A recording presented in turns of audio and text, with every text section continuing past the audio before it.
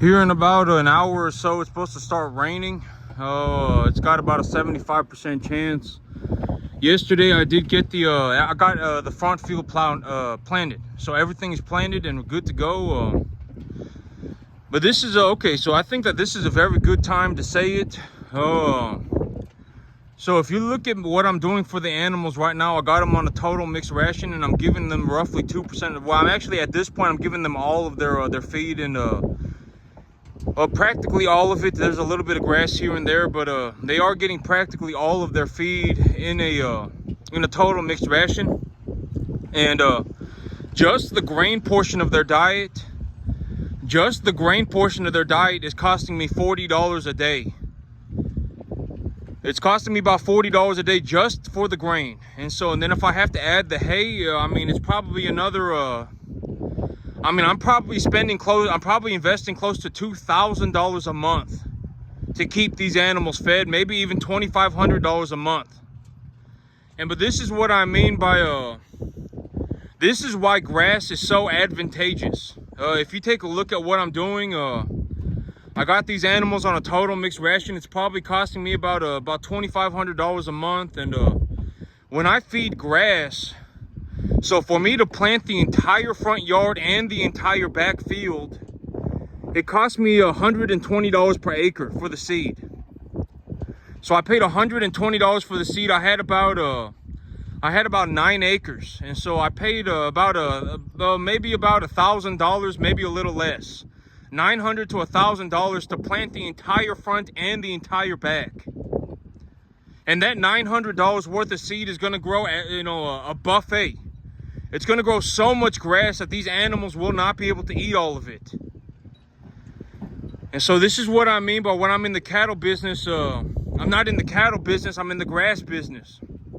If I was not able to grow this such a large quantity of grass, this business would fall apart. By the time these animals are 700, 800 pounds, okay, so this is a good time.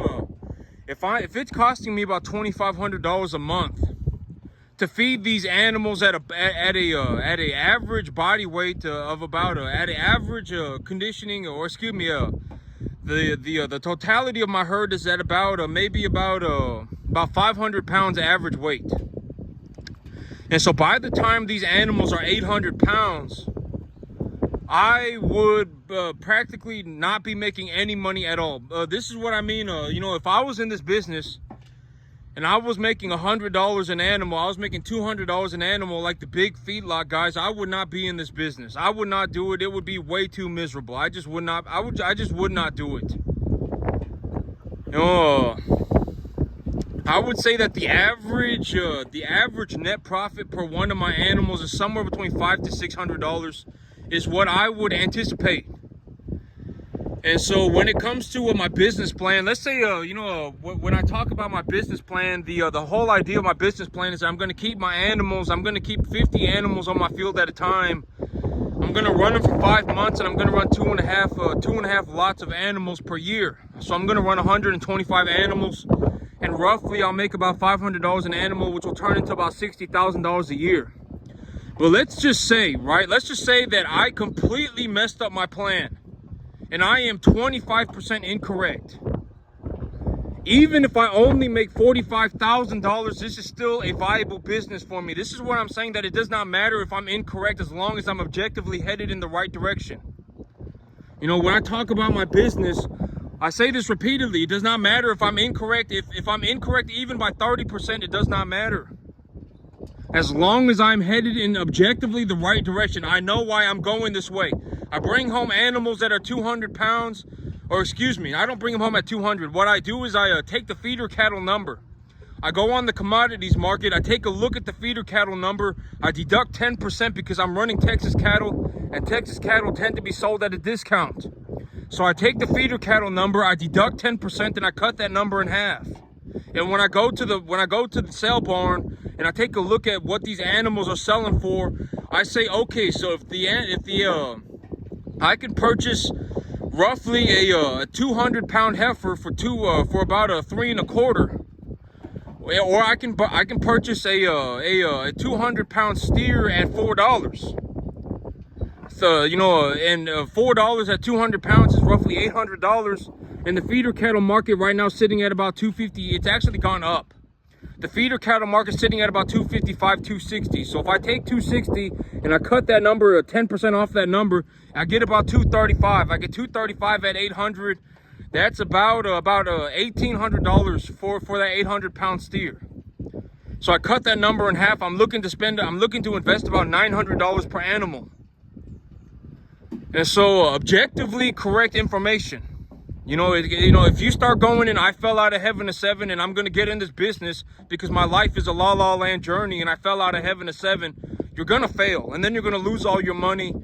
And then it's just, I hope you don't fail so hard that you lose everything. Because that is a very real possibility in the world. You can fail so hard that you lose everything. Legitimately go so, in the wrong direction. Legitimately start walking off in the wrong direction so badly that you legitimately lose everything. It is a very real possibility. It happens to a lot of people. It's not just in the farming business. I mean, it's a restaurant business, retail business, service business. It does not, whatever business you are in, there is a very real possibility that you go completely off in the wrong direction. My life is a mystical, magical journey. I fell out of heaven at 7, and then you fail. And then you legitimately lose everything forever. Legitimately, that is a very real possibility. It happens to a lot of people. And so but this is the thing that I am looking to really put into people's heads, right? You need to learn to think objectively correct. Why am I thinking about the things that I am thinking about? Why am I bringing home these animals at $800 per animal? Why am I bringing them home at, let's say they're 2.5. Why am I bringing them home at $900 per animal, right? Why do I have these animals on this feed? Why do I have this kind of feed in my barn? This is another very good time to say it. Okay, so this is the whole idea of it does not matter if you are even 30% incorrect. It does not matter. And you can see this about any portion of my business. It's not just one aspect. It's legitimately in everything, right? Even if I mess up my business plan so severely that I'm 25% incorrect, I will still make $45,000. And here's the thing, and it's like when we talk about and let's just talk about something. Let's talk about feed, right? I got this protein hay sitting in my barn, and it tested at 18% protein and 60% TDN. I went on the internet and I looked up a sample size, multi hundreds of thousands of samples of corn that was a commodity corn that got tested for feed values, and they all roughly came in at about 8 to 9% protein and about 85% to 90% energy. And then I have this roughage material hay, and when I went out to look at the farmer, when I went out to look at the field, I got to see what the farmer was harvesting. And so I said, okay, this is a roughage type quality hay. Probably about somewhere between 5 to 7% protein and about 50% energy. So if I mix these three things together in some form or fashion, I do not have to weigh out anything. I just take a look at my animals. I take a look at how they're pooping. I check their manure and I check their body conditioning score, right?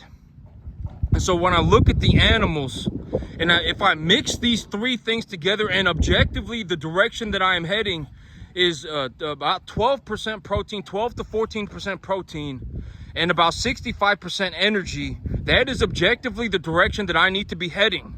It does not matter if I'm incorrect by 25%. It does not matter. But if I mix the three things together, ultimately, if I mix them and I keep an eye on the animals to see how are they pooping and what do their body conditioning scores look like and how much weight do I believe that they're putting on, etc., etc., then it does not matter that I do not have the exact right answer.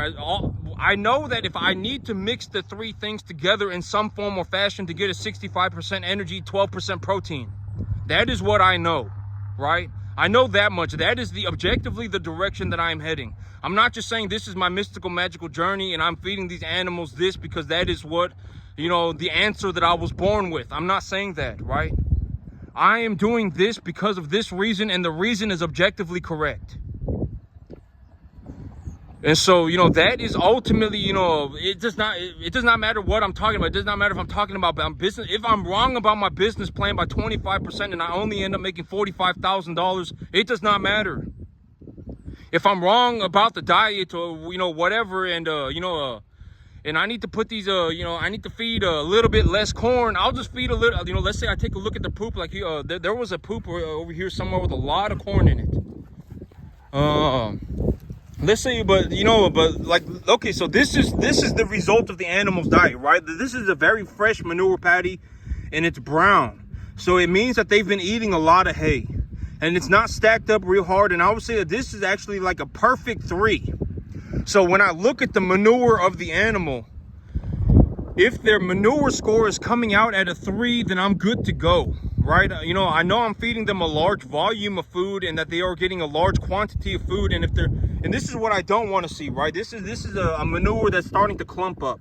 So this is an animal that needs more energy and more protein, one or the other, or maybe even both. And this is a manure that's a little bit loose. It's on the other end. And so this is an animal that ate a little bit too much energy or a little bit too much protein. I'm gonna make sure that, yeah, that they did eat everything. And so, and then I also look at the animal, right? This animal visibly very fat. You know, visibly, I would say he's at a body conditioning score of about a 7. You know, good to go, right? Maybe about a 600 pounds. And so that is also the result that I look for. And so when I, you know, objectively correct information, right? I'm not sitting here going, oh, you know, these animals are, these animals are mystical, magical creatures. Well, they are mystical, magical creatures, but I'm not, I'm not sitting here going, oh, you know, the answer that I was born with is creating the world's greatest cattle. I'm not doing that, right? I mean, these animals are 1 to 1.5 type medium, large frame animals. Body conditioning score 6 to 7. The smaller ones are about a 5. And if they're small and they're at a 5, and I put them on a 65% energy diet, variable protein, as they get older, as they get bigger, I reduce the amount of protein they're getting, then they will go up on the body conditioning score, granted that they put on about 3 pounds a day or more. Objectively correct information, right? I mean, if I just sit here and I go, oh, well, I do nothing and the world just, everything just falls magically into place, that is wrong. I don't know how else to tell you. You are legitimately gonna live and die that way. If that is how you are mentally, and and you have started to think like that, you are probably thinking like that from a long time ago, and you are probably stuck. You probably are. You probably cannot be saved. I'm not saying this to get a kick out of it. I'm just going to be honest with you. If you do not have an objectively forward direction thinking, and you start going, oh, well, I was born with the answer and my life is a mystical, magical journey, and I don't need to, look into anything because, the answer that I was born with is correct and I fell out of heaven a 7, you are probably stuck that way. I can almost guarantee it. I mean, you are probably not going to be able to get better. I mean, you are probably stuck there forever and you are going to die there of old age. You probably are. Let's just be honest with each other. I'm not saying that to get a kick out of it, but it happens to a lot of people. And so, but it's starting to rain, and I'm going to go ahead and call it a day. Y'all have a go on YouTube.